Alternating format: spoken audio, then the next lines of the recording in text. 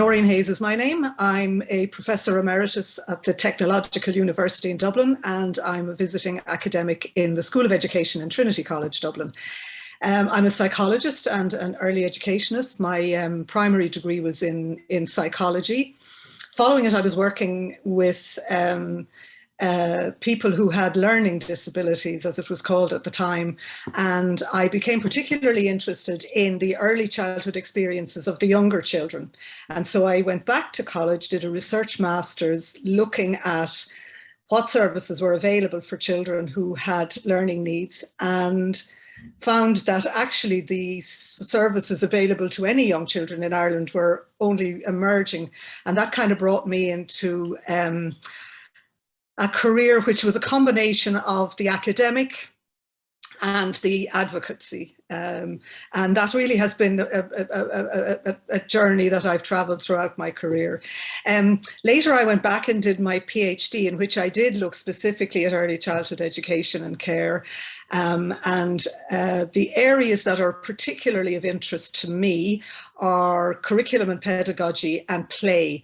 And the role of play is particularly interesting to me. And as we move with contemporary society and the changes that are happening in contemporary society, I'm curious about how those changes are impacting on children's early learning and development.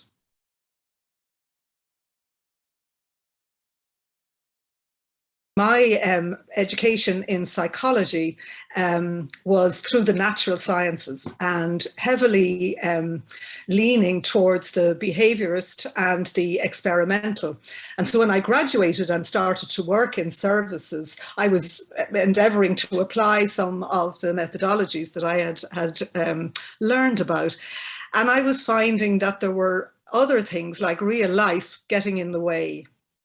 And I think that kind of has been the story of my career, wondering about how can we actually truly measure outcomes, for instance, which are so prevalent at the moment in relation to early childhood research particularly. How can we measure outcomes when we're talking about something that's moving in a very messy sort of sphere?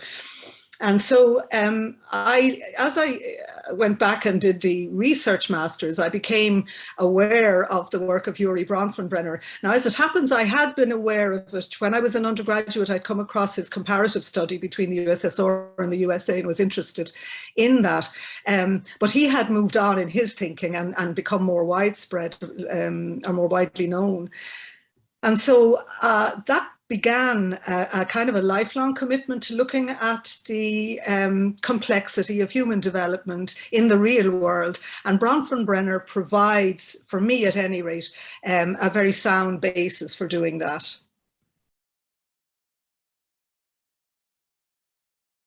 Working with Bronfenbrenner, he has provided a very useful way of thinking about human development. So he, drawing, I think, on his Russian culture, he was born in Russia, he used as a sort of a way of illustrating his point, the image of a Russian doll. But it got characterized then as a series of concentric circles. And basically his point is that the child, or the individual, but we'll take the child. The child develops in a series of what he called microsystems. Now, the first microsystem would be the family. And the next, if you're going through a sort of a journey through lifetime, you've got the early childhood childcare settings into primary school and so forth. And these microsystems are the spaces within which child development is occurring. He then introduced a second system, the mesosystem, which I think is the most poorly understood system, in fact. And it's really about the connectivity between microsystems. So, for example, if you have a child in a preschool and they're transitioning to a primary school, the quality of contact between the preschool and the primary, that's the mesosystem that really matters to whether or not that's going to be a positive transition for the child or whether it might be a bit disrupted and problematic. So you have the microsystem, the mesosystem, and then beyond that you have the exosystem. And the exosystem is that space which is close enough to the child's experiences but doesn't directly impact on them. So for instance, parents, if you have a parent working who might lose his job or her job. The impact of that on the parent has a direct impact on the child, but that exosystem has an indirect impact. So that's the exosystem. And then the final concentric circle is the macro system, the kind of socio-political, cultural context within which all this is happening. He then latterly located all of that as well within a time frame. So you have a macro kind of time and a micro time. And so if you're looking particularly at individual child development, you're looking in at the moments of little transitions, little experiences. But you have to bear in mind the kind of macro time as well. So financial crises, pandemics, wars, things that have been pretty real in our lives in the recent past, they matter across time. So within that system, that was his first iteration of his model, which he called the ecological system. Now, he himself would say that he was too successful with that because in a way, it froze his ideas into these concentric circles, and they fell into being dealt with in a way that he was actually trying to challenge. He was fighting against the tradition of child study, which was you take a child into a laboratory situation and you investigate this and that, and you gather your data, and then you sort of generalize that out into a wider population. He felt that was missing an enormous amount of information. So he moved from that into what he called the bio-ecological model. And within this, he really firmly located the biological human in his space. And he began to itemize elements other than context, because context is what had dominated the application of his first iteration. And so he introduced the idea of processes, the importance of the actual process, not just the who of it or the where of it. And so in a way, just thinking about it actually, in a way, what Bronfenbrenner has done, and it's his advantage and it's his disadvantage, he has provided a framework within which to think about child development. And he also, within that, has developed a theory of child development. Now, his theory of child development is that children develop in the midst of society, interactions, social interactions and interactions with their environment is critical to the development. And the quality of the really day-to-day interactions, the proximal processes, as he calls them, they drive development. He calls them the engines of development.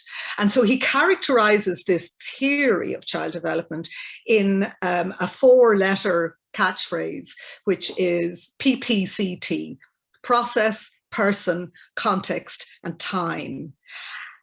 And it is operationalizing that in theory is complex, but the notion of thinking about process, person, context, and time at the same time when you're looking at the child developing, that's really the essence of his theory. So he provides us with a very useful framework, but he also has within that a really, in my view, rich theory of child development.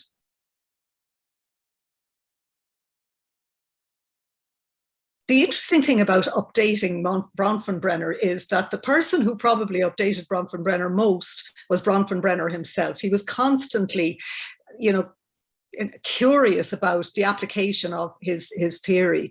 And in fact, his approach, generally speaking, was to take the theory and look outward at research, and then look to the extent that research was meeting his criteria for studying development.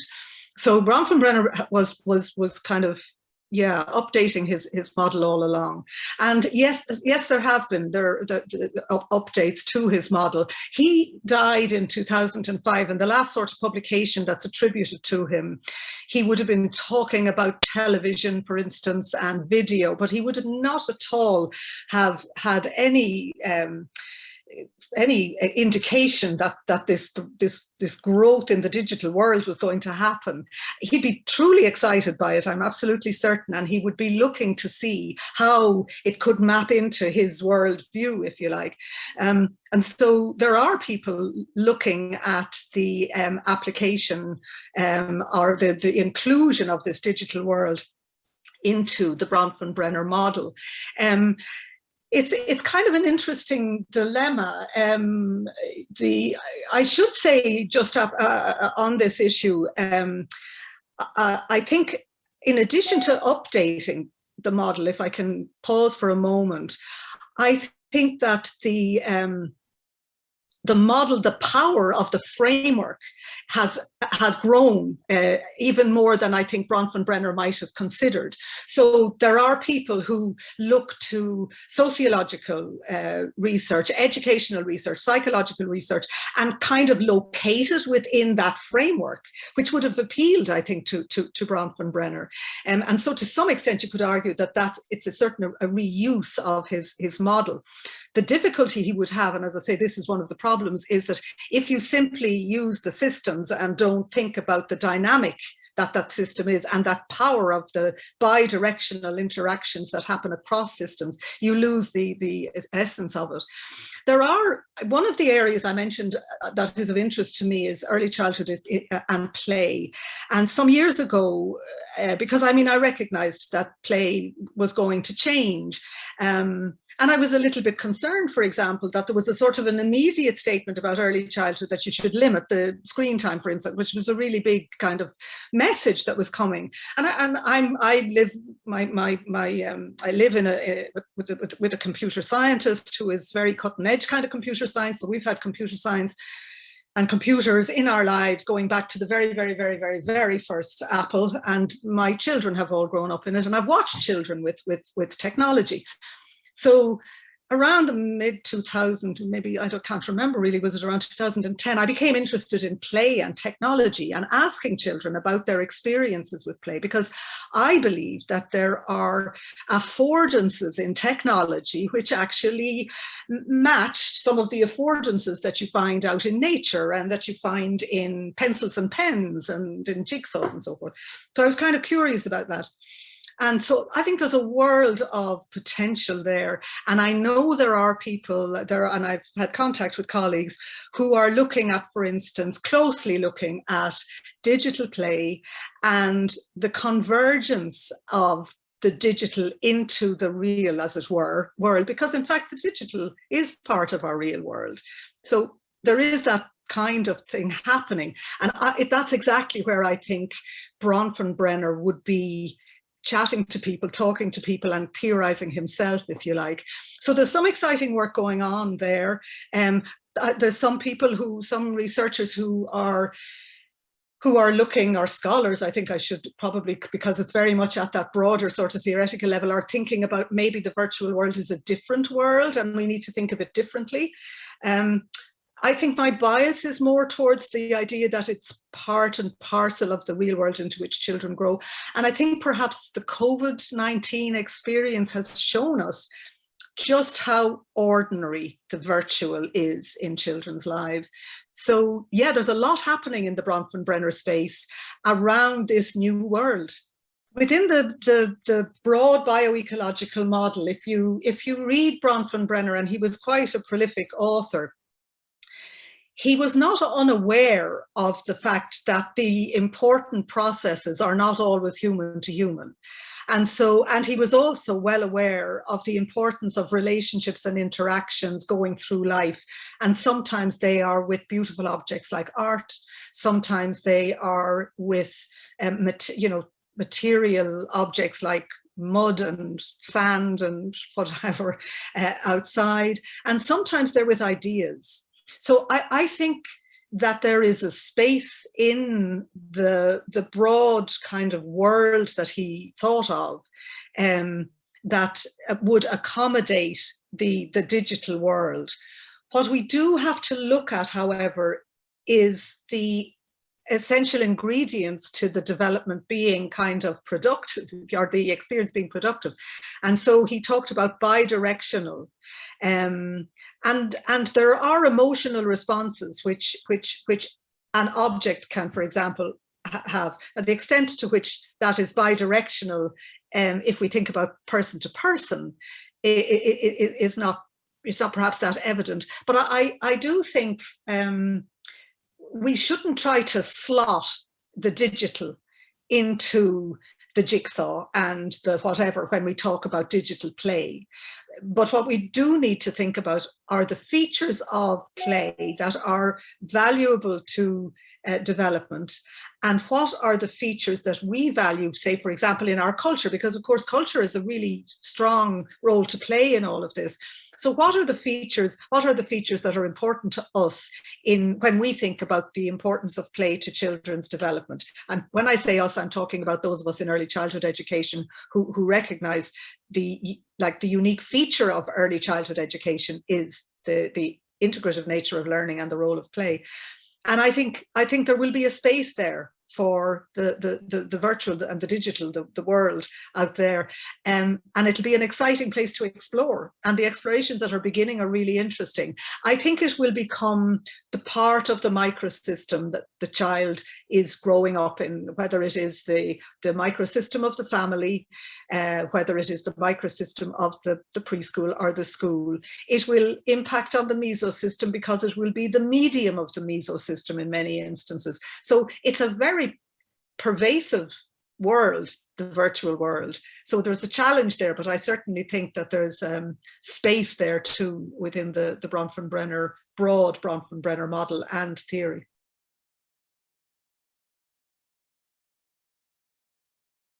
So the application of the theory is challenging. It's very useful. The framework is very useful, and I've used it a lot in my work with students to alert them really to the complexity of development. And it's a very visible and visual way of helping early childhood educators think about all of the variables that might explain a particular behavior and their role and the variables that have impacted on them, which might affect the relationship or the interaction at a particular time. I have had a number of my PhD students applying Bronfenbrenner in their research, and in that wonderful way when you're working with PhD students, they move it beyond where you've ever really gone to yourself, and it's very exciting. So I've had some really, really rich research where my students have built the Bronfenbrenner model into the design and into the analysis of their work. It's been used in transition research, it's been used in infant play research, it's been used in research around storytelling, around literacy. So a number of my PhD students have used it and have written about its application. But there is no doubt about it. It is a challenge, and it's still open to improvement. A colleague of mine who has written extensively in the area, Jonathan Tudge, has written a number of papers around what he calls the uses and misuses of Bronfenbrenner's model. And in fact, I've collaborated in a paper that's not quite out yet, but we are actually teasing out this issue of what are the essential ingredients of applying to research the PPCT, process, person, context, time model. So it's a very exciting time, and there will be a lot of methodological articles and stuff coming forward, and it certainly can be applied and enrich. It really does enrich. One of the things we've done is what Bronfenbrenner had done, is we've taken research that's out there that might have referenced but not fully used, or mightn't even have used, and seen how could they have used the Bronfenbrenner model. There have been criticisms of the whole Bronfenbrenner system approach. As I mentioned already, Bronfenbrenner was one of the best criticizers, if you like. Like Piaget, I mean, Piaget, those who live long lives, you know, and who continue to be curious. But some of the criticisms have been around the visual, and indeed it's a problem that I've tangled with. it's difficult to draw concentric circles and capture the dynamic. And so there have been criticisms with people who have said, you know, the blockage, the systems blockage.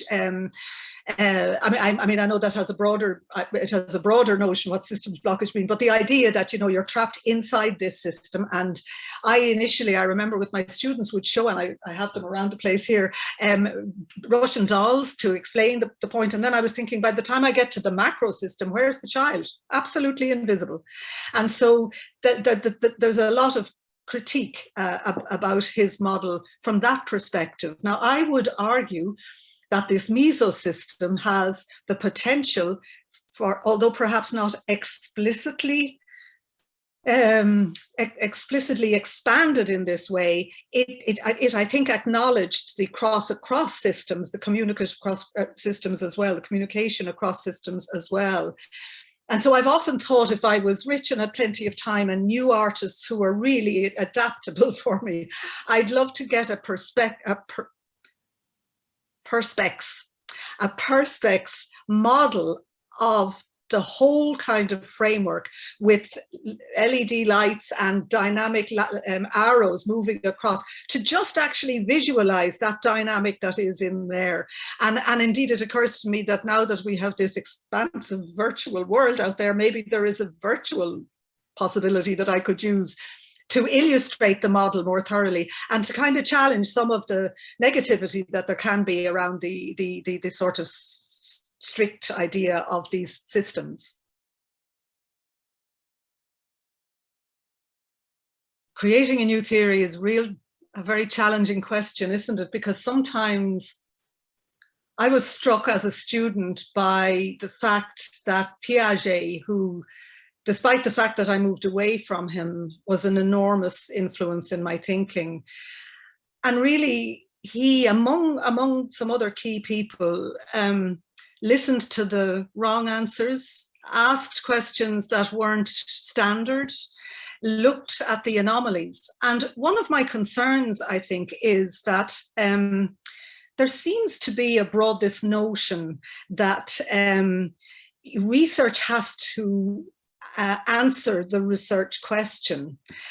You know, I think, and I've always said this to my students, it's something I believe really firmly, findings that don't answer your research question can often open the door to a new way of thinking, building on existing theory. And so my advice in terms of how, I mean, I've no idea how I would create a new theory. However, I hope that I am open enough, and I have the luxury of working with PhD students, which is the legacy that I will hopefully leave, who are willing to challenge and look and ask awkward questions about things. So, I mean, I think creating a new theory is about being open. It's about being prepared to criticize and say to yourself, okay, so if people are criticizing Bronfenbrenner because it's getting frozen in a particular way, so why do I think that that's not the case, and how can I begin to move that idea forward? And you know, so listening to, picking up on answers that just don't answer your question, or findings rather that just don't answer your question, listening to people who are criticizing, recognizing yourself when actually the theoretical frame you're using isn't meeting your need, and looking around this.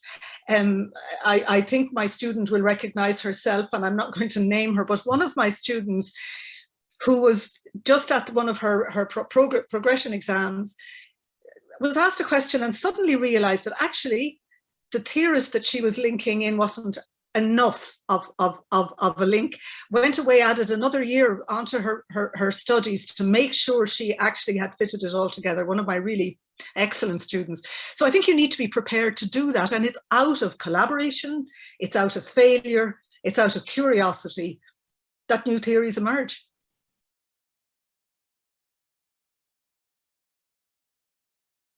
It is a difficult task, and not one that I've resolved to my satisfaction at any rate. I think I think that once you start, I'm very much in favor, I mentioned, of collaboration, and I think cross-disciplinary is really exciting. Sometimes it requires, as it were, wasting time at conversations. It's you know, even in my own field, I mean, early childhood education gets impacted by psychology, by education, but enormously impacted by economics, because it happens that there's a value for money issue around funding early childhood education care. So there's a very strong economic influence, and not one that is necessarily appealing to the psychological group, or indeed the sociological group, or the feminists, you know, feminist theory. So conversation is important, and it comes again to this issue of design. You know, getting it right at the design level is going to ease the path for everybody, and sometimes it will not be compatible. The question that you're asking and the question that I'm asking just may not meet. Maybe we just both need to go away and do what we're doing and then come back and look at what emerges from that. And maybe that's when we meet. But new knowledge will be created by the kind of bumps that you get when theories collide. That again is a really difficult question, and I feel a bit inept in the sense that I don't actually have a magic silver bullet that'll do it. I think one thing that is important is to acknowledge in the individuals you're meeting, whether they're students or young colleagues, to acknowledge the what you might call, we use this term in early childhood education about children, the funds of knowledge that they bring, because we can, certainly by the time you get to my vast age, you know, you can get complacent and you can get certain about things, and you can be very directive. And I think if you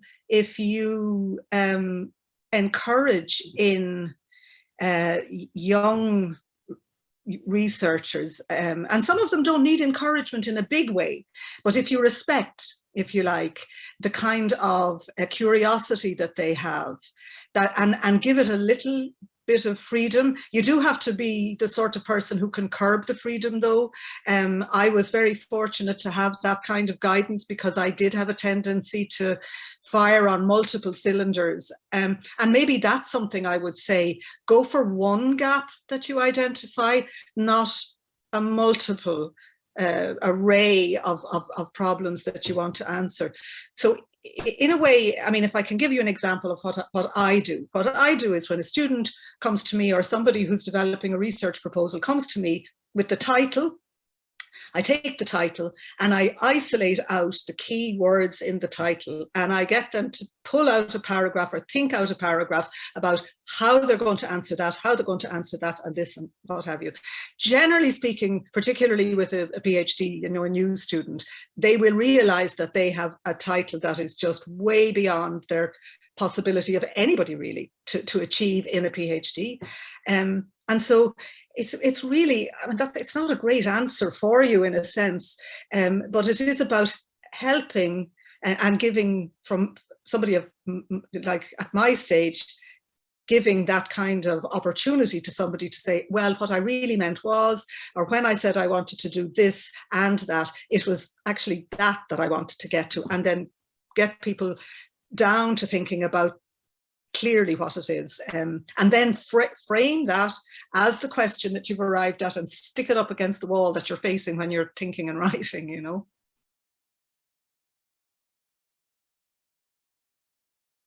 When I talk to policymakers, I recognize that talking about the child or talking about play can actually appear quite trivial. I don't mean that they're not interested in addressing the needs of children, not at all. In fact, a great deal of effort and energy goes into addressing children who are in difficult situations. But trying to get across a broad theory of child development and how policymakers might think about that in terms of services and supports and so forth is it's very challenging, because it can very quickly move into a conversation about adults and about professions, and it can very easily move into a problem. It can get problematized very quickly, because that's something policymakers can identify and work with. So from the perspective specifically of, if I was trying to get, let's say I was trying to get funding for, so I'm moving into another realm of people, but let's say I was trying to get funding for a project looking at digital play in early childhood and the role of the wider virtual community.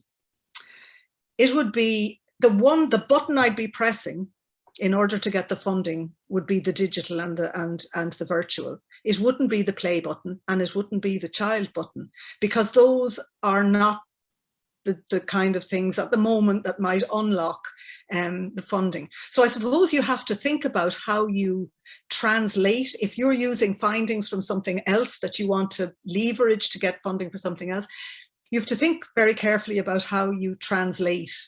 And you need allies, because just because you're good at writing a research proposal does not mean you're good at informing policy that's actually going to put into effect the findings that you might have achieved at the end of your research.